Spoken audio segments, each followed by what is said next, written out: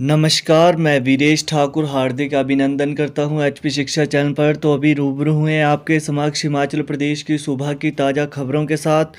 तो आइए शुरू करते हैं बिना समय गवाए हुए नॉन स्टॉप ताज़ा खबरों के सिलसिले को। भारत श्रीलंका टी20 मैच धर्मशाला में 4 साल बाद अंतर्राष्ट्रीय क्रिकेट मैच आज बारिश की आशंका से दर्शक फिर मायूस। हिमाचल प्रदेश के धर्मशाला स्टेडियम में 4 साल और 2 माह बाद शनिवार यानी आज अंतर्राष्ट्रीय क्रिकेट मैच का आयोजन किया जाएगा। भारत और श्रीलंका के बीच 3 मैचों की सीरीज के 2 मैच धर्मशाला में 26 और 27 फरवरी को होने हैं। पहला मैच लखनऊ में 24 फरवरी को खेला गया, जिसे भारत ने जीता है। वहीं धर्मशाला स्टेडियम में पिछली बार 10 दिसंबर 2017 को भारत और श्रीलंका के बीच एक दिवसीय अंतर्राष्ट्रीय मैच खेला गया था, जिसे श्रीलंका ने जीता था। शुक्रवार को भारत और श्रीलंका की टीमें धर्मशाला पहुंच गई हैं। स्वास्थ्य विभाग का दावा, हिमाचल में 15,000 लोग कैंसर से पीड़ित। हिमाचल प्रदेश में कैंसर रोग चिंता का विषय बन रहा है। प्रदेश में कैंसर से पीड़ित रोगियों की संख्या 15,000 तक पहुंच गई है। बड़ी बात यह है कि रोगी मेडिकल कॉलेजों में विशेषज्ञ डॉक्टरों से कीमोथेरेपी सेवाओं का लाभ नहीं ले रहे हैं। स्वास्थ्य विभाग का कहना है कि जिला अस्पतालों में 10 कैंसर देखभाल इकाइयां स्थापित की गई हैं। इनमें ऑन्कोलॉजिस्ट व विशेषज्ञों के मार्गदर्शन और टेली परामर्श के तहत कैंसर जांच सुविधाएं, आईईसी और कीमोथेरेपी उपलब्ध है। वतन वापसी, यूक्रेन से रोमानिया पहुंचे हिमाचल के 150 विद्यार्थी अभिभावकों ने ली राहत की सांस। रूस और यूक्रेन के बीच छिड़ी जंग के तनावपूर्ण माहौल के बीच यूक्रेन में एमबीबीएस की पढ़ाई कर रहे हिमाचल प्रदेश के प्रशिक्षु डॉक्टरों की वतन वापसी की कवायद तेज हो गई है। पिछले कल पश्चिमी यूक्रेन की बुकोवेनियन स्टेट मेडिकल यूनिवर्सिटी BSMU पढ़ने वाले भारत के करीब 2000 प्रशिक्षु डॉक्टरों को सुरक्षित रोमानिया बॉर्डर पर पहुंचाया गया है। इनमें प्रदेश के करीब 150 प्रशिक्षु डॉक्टर शामिल है। सूचना है कि 2 विशेष कार्गो विमान से 500 प्रशिक्षु डॉक्टरों को आज सुबह दिल्ली पहुंचाया जाएगा, जिसमें हिमाचली प्रशिक्षु भी शामिल होंगे। इसमें अभिभावकों ने राहत की सांस ली है। 29 मार्च तक परिवहन अपीलीय न्यायाधिकरण स्थापित करने के निर्देश। हिमाचल प्रदेश उच्च न्यायालय ने राज्य सरकार को 29 मार्च तक अंतिम मौका देते हुए परिवहन अपीलीय न्यायाधिकरण स्थापित करने के आदेश जारी किए हैं। हाईकोर्ट ने पहले 1 महीने के भीतर यह न्यायाधिकरण स्थापित करने को कहा था, लेकिन 1 माह बीत जाने पर भी सरकार इसे स्थापित नहीं कर पाई है। वहीं कोर्ट ने आश्चर्य जताया था कि न्यायालय द्वारा बार बार पारित किए गए विभिन्न आदेशों के बावजूद राज्य सरकार ने एक स्वतंत्र राज्य परिवहन अपीलीय न्यायाधिकरण स्थापित करने पर कोई निर्णय नहीं लिया। पिछले 4 वर्षों से इस मामले को टाला जा रहा है। जेवीटी रिजल्ट घोषित करने की तैयारी, चयन आयोग ने आईटी विभाग से मांगी मदद। जेवीटी भर्ती मामले में कर्मचारी चयन आयोग हमीरपुर ने राज्य सरकार के सूचना प्रौद्योगिकी विभाग से रिजल्ट बनाने को लेकर मदद मांगी है।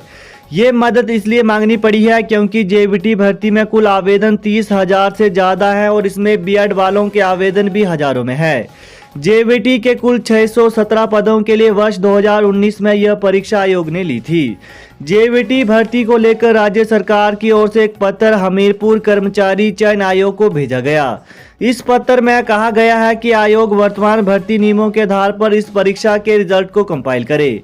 इस पत्र में राज्य सरकार के महाधिवक्ता की लीगल एडवाइस को भी साथ में लगाया गया है। हालांकि इसमें यह कहा गया है कि फरवरी में रिजल्ट चाहे निकल आए, लेकिन किसी को भी नियुक्ति पत्र न दिया जाए। एमसी धर्मशाला बजट, होटल कारोबारियों को प्रॉपर्टी टैक्स में रियायत, ऑनलाइन होंगी निगम की सभी सेवाएं। हिमाचल प्रदेश के नगर निगम धर्मशाला के मेयर ओंकार नहरिया ने पिछले कल आगामी वित्तीय वर्ष 2022-23 का बजट प्रस्तुत किया। बजट पेश करते हुए मेयर ने हाउस में बताया कि नगर निगम की कुल प्राप्तियां और प्रारंभिक शेष 187.8 करोड़ रुपए की है। पिछले बजट की तुलना में इसमें 25% की बढ़ोतरी दर्ज की गई है। उन्होंने बताया कि आगामी वित्त वर्ष में नगर निगम के अनुमानित कुल व्यय में करीब 14% की बढ़ोतरी हुई है। अगले वर्ष के लिए नगर निगम धर्मशाला का कुल अनुमानित व्यय 128.9 करोड़ रुपए होगा। पुरानी पेंशन बहाली को बिलासपुर पहुंची पदयात्रा। New pension scheme employees association की ओर से पुरानी पेंशन बहाली को लेकर मंडी जिला से शुरू हुई पदयात्रा पिछले कल बिलासपुर पहुंची है।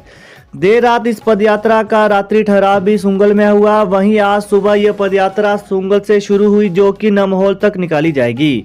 हालांकि प्रदेश सरकार की ओर से प्रदर्शन में भाग लेने वाले कर्मचारियों को लेकर कड़ी हिदायत भी दी गई है, लेकिन इसके बावजूद पुरानी पेंशन बहाली को लेकर कर्मचारी एकजुट है, जिसके चलते इस पदयात्रा में विभिन्न कर्मचारी संगठनों के कर्मी भागीदारी निभा रहे हैं। 100 विद्यार्थियों से कम संख्या वाले स्कूलों में क्लस्टर बनाकर होगी शारीरिक शिक्षक भर्ती। 100 विद्यार्थियों से कम संख्या वाले सरकारी माध्यमिक स्कूलों में क्लस्टर बनाकर शारीरिक शिक्षकों की भर्ती की जाएगी। शिक्षा मंत्री गोविंद सिंह ठाकुर ने बताया कि शिक्षा का अधिकार आरटीआई अधिनियम की शर्तों पर मंथन कर जल्द भर्ती प्रक्रिया शुरू करेंगे। वहीं मंत्री ने सरकारी स्कूलों में शिक्षकों की कमी दूर करने का युक्तिकरण करने का भी आश्वासन दिया है। इसके अलावा विधानसभा में प्रश्नकाल के दौरान विधायक पवन काजल ने यह मामला उठाया। शिक्षा मंत्री ने बताया कि सरकार ने शारीरिक शिक्षकों के रिक्त 870 पद भरने का फैसला लिया था। भर्ती प्रक्रिया शुरू होने से पहले कुछ अभ्यर्थी हाईकोर्ट पहुंच गए। कोर्ट से भर्ती प्रक्रिया पर स्थगन आदेश दिए गए हैं। टीजीटी को ग्रेड पे के आधार पर मिले स्केल।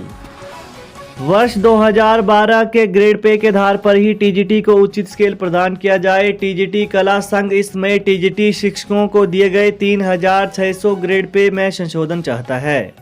संघ को केवल अपने स्केल में सुधार से सरोकार है, मगर वेतन स्तर का निर्धारण पूरी तरह से 2012 के स्केल के अनुसार होना चाहिए। इसके अलावा संघ का कहना है कि वर्ष 2012 में टीजीटी को जो 5000 रुपये ग्रेड पे मिलती थी, वो लंबे संघर्ष के बाद मिली थी और आज टीजीटी को 3600 ग्रेड पे पर पहुंचाया गया है, जिससे उनको बहुत बड़ा आर्थिक नुकसान हुआ है। पगार बढ़ाने के लिए मिड डे मील वर्कर्स की रैली, 10 की जगह 12 महीने मांगी salary. Mid day meal worker union संबंधित सीटू इकाई चंबा ने पिछले कल अपनी मांगों के समर्थन में सरकार के विरुद्ध मोर्चा खोलते हुए जिला मुख्यालय में रैली निकाली। यह रैली टैक्सी स्टैंड से आरंभ होकर पूरे बाजार का चक्कर लगाते हुए वापस उपायुक्त कार्यालय पहुंचकर संपन्न हुई। वहीं रैली के उपरांत उपायुक्त के माध्यम से मुख्यमंत्री को ज्ञापन भी प्रेषित किया गया। इस मौके पर जिला सचिव प्रवीण ने कहा कि प्रदेश में मिड डे मील वर्करों को 2600 रुपये मिलते हैं, वह 20 मई पर नहीं मिल रहे हैं। इसके अतिरिक्त उन्हें वर्ष में केवल 10 महीने का ही वेतन दिया जाता है। 1.5 लाख पेंशनरों की 2.57% बढ़ेगी पेंशन, फॉर्मूला तय, महंगाई राहत 31% मिलेगी।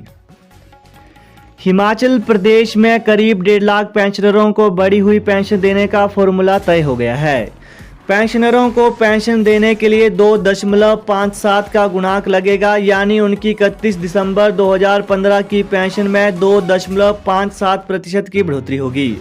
राज्य सरकार ने इसके लिए केंद्र सरकार की तर्ज पर यह फॉर्मूला लगाया है। वित्त विभाग ने पिछले कल इस संबंध में कार्यालय आदेश जारी किए हैं।